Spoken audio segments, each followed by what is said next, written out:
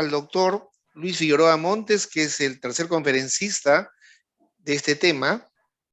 El doctor Luis Figueroa Montes es médico patólogo clínico de la red profesional Edgardo Revalliati, es responsable del área de bioquímica del Hospital 3 Suárez Angamos, es director científico y fundador de Medicina de Laboratorio, presidente del Comité Nacional de Patología Clínica y Bancos de Sangre hasta el año 2021 y autor del libro La diabetes en medicina de laboratorio. Doctor Luis Figueroa Montes, bienvenido y tiene usted el uso de la palabra para esta última conferencia. Gracias.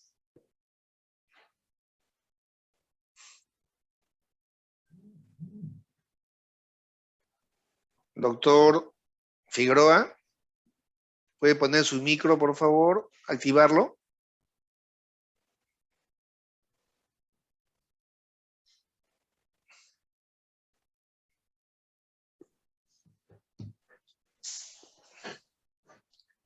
Hola,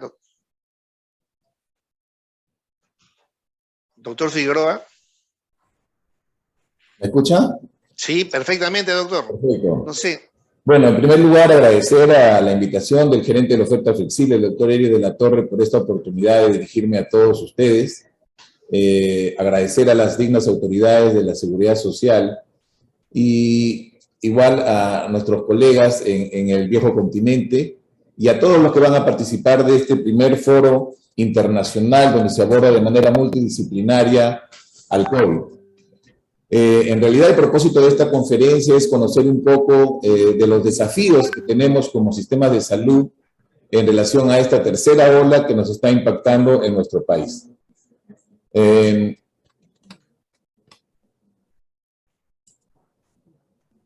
La siguiente, para pasar, perdón.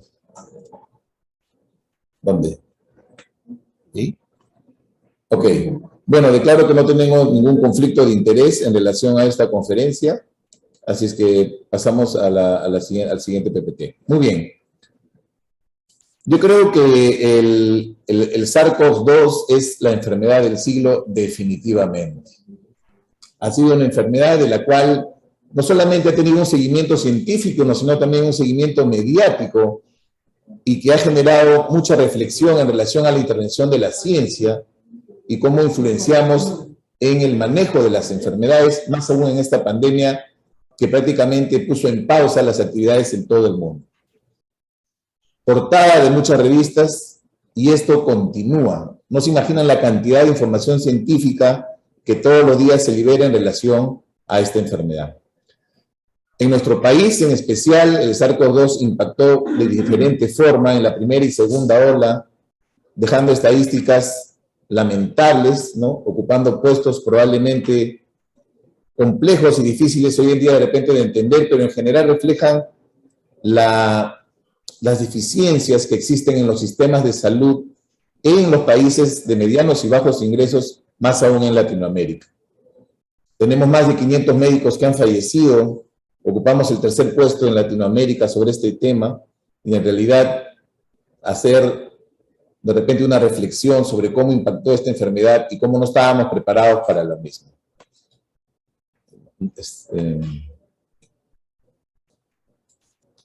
Hoy en día tenemos más de 5 millones de muertos de esta enfermedad en el mundo y en el Perú en especial tiene un 6% de letalidad, es decir, del total de enfermos, ¿cuántos han fallecido, no? Ahí tenemos algunas cifras y en este tema ocupamos prácticamente el cuarto puesto en el mundo después de otras ciudades u otros países. Igualmente, en el país, hoy en día nos encontramos, como mencioné, en una tercera ola. Afortunadamente, se evidencia ya una pequeña disminución en relación a este tema. Sin embargo, afortunadamente, la capacidad resolutiva instalada de camas UCI, de camas para hospitalizar, es favorable en este escenario de la tercera ola. Acá tenemos como ya un descenso en estas últimas semanas. Se ve cómo van cayendo el número de hospitalizados en nuestro país. Estas son cifras de nuestra unidad de inteligencia y análisis de datos de la Seguridad Social que se actualiza todos los días, las cuales pueden ingresar. También estamos viendo un incremento del número de defunciones, ¿no? En realidad, defunciones por causas no violentas. Como nosotros sabemos, ocupamos puestos muy lamentables en relación al número de muertos por la cantidad de enfermos en nuestro país, y hoy en día estamos observando otra vez un pequeño incremento en relación al número de fallecidos. Como mencioné, el tema de camas, afortunadamente tenemos una capacidad instalada, así es que sobre ese tema podemos hacerlo. Hoy en día en nuestro país estamos afrontando una pandemia por esta nueva variante, la Omicron. Esta variante, afortunadamente, ya ha demostrado que no es tan grave como probablemente otras variantes anteriores, ¿no? Y ya la OMS la declaró como nueva variante de preocupación el 24 de noviembre del 2021. Se asume que ella nace, probablemente esta variante aparece en Sudáfrica, y quizás hay teorías que hablan de que emerge de pacientes inmunocomprometidos. Sin embargo, muchos estudios demuestran de que esta nueva variante, cuando se ha infectado, por ejemplo, hámster, genera menos daño pulmonar en comparación a otro tipo de variantes que las han precedido. Inclusive en algunos estudios que se realizan en estos organoides, demuestran de que la viabilidad de los mismos es mayor cuando se mezclan, digamos, estos organoides con virus vivo de la variante Omicron comparado con otras. Y hoy en día también ya vemos que en algunos países de Europa, la nueva variante, el linaje, digamos, BA2 de la Omicron está comenzando a dominar en algunos países. Sin embargo, también esta variante es más contagiosa probablemente, pero menos grave.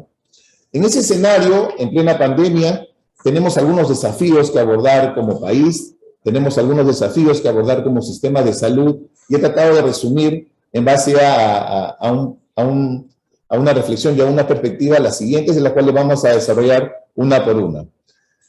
No podemos atender la pandemia si no tenemos personal sanitario en los hospitales. Es ahí que en nuestro país se priorizó el tercer refuerzo en personal sanitario. Sin embargo, hoy en día, a raíz de la explosión, digamos, de esta infección, de esta variante, como algunos artículos mencionaba, salvajemente infecciosa, muchos de ellos han tenido que retirarse a sus hogares para mantener un aislamiento, una cuarentena. Y esto ha golpeado enormemente a los sistemas de salud, inclusive algunos hospitales probablemente evaluaron la posibilidad de ya no atender porque no tenían fuerza laboral que atender. Y prácticamente se resume con la frase: estamos agotados. De esa reflexión es que hoy en día debemos de repente impulsar un poco más la normatividad en relación a la seguridad y salud en el trabajo, definir claramente los flujos, definir claramente a partir de cuándo probablemente consideramos un caso potencialmente infeccioso, el tema de los contactos, y aún existen algunas brechas que solucionar de esta perspectiva normativa. De otro lugar, entendemos que hay una brecha importante en nuestros sistemas de salud en relación al recurso humano de los profesionales de la salud. Por ejemplo, a mí me alegra con mucho agrado que esta resolución emitida hace unos días demuestra que hay cerca de un concurso de más de 500 médicos que van a hacer el residentado médico, y después de neonatología, por ejemplo, los patólogos clínicos ocupamos el segundo lugar con 30 vacantes, porque probablemente a nivel nacional hay muchos laboratorios que necesitan de este recurso humano valioso para tratar de gestionar clínicamente los laboratorios. El otro tema es la vacunación. Sobre la vacunación, tenemos que ya prácticamente más del 80% de la población nacional ha recibido dosis completa, y eso es muy favorable. Y hoy en día nos encontramos en un proceso de vacunación a menores de 12 años y mayores de 5, y en este proceso hay una gran responsabilidad por parte del gobierno para tratar de hacer un mensaje clave, claro, para convencer probablemente a las familias que lleven a sus hijos a vacunar. Tenemos que entender que estamos usando la vacuna Pfizer aprobada por ensayos clínicos, y es la única que se está utilizando en niños. Y afortunadamente estamos teniendo una presencia importante de ellos en los vacunatorios del país. Otro tema importante que tenemos que ver son los grandes desafíos que existen en el primer nivel de atención. Hoy en día, muchas enfermedades han quedado sin ser atendidas. Infartos de miocardio, derrames cerebrales, cáncer, diabetes, enfermedad renal crónica, enfermedades pulmonares, etcétera, que son justo las que generan mayor carga de enfermedad en los sistemas de salud. De ahí la importancia que tenemos que estar preparados para atender a estas enfermedades en nuestro primer nivel de atención. Quizás el escenario ideal es tener hospitales no COVID, donde no se suspenda la atención de ellos, porque al tener hospitales que atendemos COVID y no COVID, prácticamente ante una nueva ola, otra vez tenemos que estar suspendiendo atenciones, reprogramando consultas, suspendiendo cirugías, y eso afecta enormemente a los pacientes. Otro tema crítico es que el sistema de salud, el primer nivel de atención, tiene que contar con medicamentos esenciales para atender las enfermedades. No es posible que en el primer nivel no contemos con medicamentos para tratar enfermedades comunes. Y ese tema tiene que ser resuelto en todo el sistema de salud. No es posible que un paciente que ha tenido un derrame cerebral y que tiene que estar tomando sus antihipertensivos, sus estatinas, sus anticoagulantes, no cuente con esos medicamentos cuando acude probablemente a la farmacia de los establecimientos de salud. Otro tema importante y que no se toca mucho es acercar el diagnóstico, acercar las pruebas diagnósticas al primer nivel. Por ejemplo, ¿cómo podemos monitorizar estas enfermedades si los hospitales del segundo nivel o los laboratorios del segundo nivel están saturados con COVID? Y probablemente no se pueden realizar exámenes. Entonces, ¿cómo acercamos los exámenes de laboratorio de primer nivel? Es un desafío que tenemos que ver, y afortunadamente hay ya pruebas diagnósticas que se pueden usar en ese sentido, y ahí vienen las pruebas POC. El país debe de implementar a la brevedad una norma nacional que genere la necesidad de utilizar las pruebas de atención en la cabecera del paciente, las pruebas tipo POC. La Seguridad Social, por ejemplo, podría implementar una escalada de uso de estas pruebas para acercar el diagnóstico y el monitoreo para las enfermedades que he mencionado. Por ejemplo, diabéticos que necesitan hemoglobina glicosilada para monitorizar sus enfermedades. Pacientes con enfermedad renal para ver la tasa de monitorización de su filtrado glomerular, etc. Otro tema que me parece sustancial es dar mensajes claves a la población con campañas comunicacionales eficientes. Hoy en día seguimos conviviendo con la infodemia, con los fake news, con el coronacirco, con información falaz, que lo único que es impactar en la población y que no permita tomar decisiones. Además de la infodemia que normalmente estamos manejando, se agregan personajes probablemente de la clase política o decisores que bloquean ese pensamiento. Hoy en el Perú hay un observatorio de infodemia y tenemos un índice de infodemia de 0.9. De tal manera que el Perú, por ejemplo, ocupa el primer puesto a nivel de Latinoamérica en relación a un observatorio de riesgo de infodemia. Por eso es sustancial dar información oportuna por los medios de comunicación, por la radio, por la televisión, por los periódicos, e informar adecuadamente a la población para combatir estos problemas. En relación a las pruebas diagnósticas, sabemos cuán útil han sido para luchar contra el SARS-CoV-2 de diferentes frentes y en diferentes momentos, ¿no? Pruebas directas, pruebas indirectas, que han permitido el diagnóstico. Hoy en día el Perú, afortunadamente, ya tiene una vigilancia genómica del virus, y vemos, por ejemplo, cómo la variante Omicron ocupa este avance y es la variante dominante en nuestro país.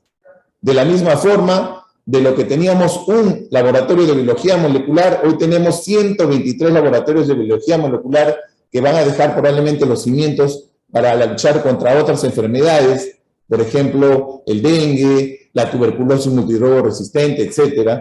Y la Seguridad Social ya cuenta con 11 laboratorios de biología molecular y pronto otros del segundo nivel. A nivel de serología se están haciendo muchas investigaciones que en un momento saldrán publicadas en relación al impacto de los anticuerpos que se ven en el personal sanitario. Y por último, vamos a tratar de hablar de manera breve sobre las brechas sanitarias que existen. Y hoy en día sabemos que nuestro país está teniendo una deficiencia de camas UCI pediátricas. Afortunadamente se está actuando de manera oportuna en relación a este tema. Ya el Ministerio de Salud ha comprado un lote importante de camas UCI pediátricas que probablemente se van a instalar en el país, pero acuérdense que las camas no van solas, necesitan recurso humano para que puedan ser operativas. A nivel del sistema de salud contamos con innumerables barreras y sabemos que las barreras de los sistemas de salud son los que generan principales limitaciones para poder atender. generar algún tipo de innovación que permita que no se generen colas, que permitan que hayan actuaciones oportunas y también desafíos en relación al paciente para tratar de derrotar esas limitaciones socioculturales que impiden a veces generar intervenciones. Acordémonos, la primera y la segunda pandemia, la escasez de oxígeno que existía, la hambre de oxígeno que existía en nuestro país. Hoy, afortunadamente, eso ha cambiado. Se han implementado un sinnúmero de plantas de oxígeno en diferentes establecimientos del sistema de salud. Sin embargo, es un tema que hay que tenerlo también pendiente para que no exista. Ayer, lamentablemente, se informa en un informe del Ministerio de Salud que más de 8,000 establecimientos de salud cuentan con condiciones inadecuadas en más del 90%. Por lo tanto, hacer mejoras a la infraestructura contribuyen a mejorar la capacidad instalada en los sistemas de salud. La Seguridad Social pronto va a lanzar, está lanzando ya esta iniciativa para tener hospitales que puedan atender una demanda a nivel del país. Y lo otro es generar mecanismos en los cuales podamos integrar atenciones. Y un ejemplo, por ejemplo, es esta gestión intersectorial con enfoque territorial rumbo a mejorar o cerrar las limitaciones del intercambio prestacional, por ejemplo, en la gerencia de oferta flexible a través de una atención entre el Ministerio de Salud, entre la Seguridad Social y la Municipalidad Metropolitana de Lima para tener una atención a nivel de ambulancias. En fin, ¿qué sucederá? En definitiva, el virus está comenzando a postularse que va a ser endémico. La OMS dice que hay que tener precauciones en realidad porque hay un incremento de muertes. Levantar las medidas de prevención es prematuro, hay que tener cierta precaución, pero el virus ya es endémico. Sabemos que hoy en día la inmunidad no es, no perdura todavía la inmunidad con las inmunizaciones, no previenen las infecciones, hay reinfecciones, pero sí evitan presentaciones graves o muertes. De tal manera que se postula que ya este virus va a ser endémico y probablemente los escenarios en relación a este aspecto son los que van a dar. Y, por ejemplo, esto ha sido publicado en la mañana, hay información en relación a la OMS en Europa, donde ya dice que probablemente Europa reúne las condiciones para poder controlar el coronavirus y en algún momento, con esta variante y el acercarse ya a la primavera, quizás se liberen un poco las condiciones y las restricciones de medidas de salud pública. Muy bien, eso es todo lo que he querido compartir. Muchas gracias por esta oportunidad. Y finalizar con esta hermosa diapositiva del Ministerio de Salud, donde ve que el Perú está ganando en realidad esta batalla contra el SARS-CoV-2 en nuestro país, con dosis de refuerzo en los pacientes, usando doble mascarilla, una KN95 segura, estar siempre en espacios ventilados, distanciamiento corporal, burbujas sociales, lavado de manos, no compartir fake news y, por último, evitar aglomeraciones. Entonces, muchas gracias y eso es todo en esta presentación.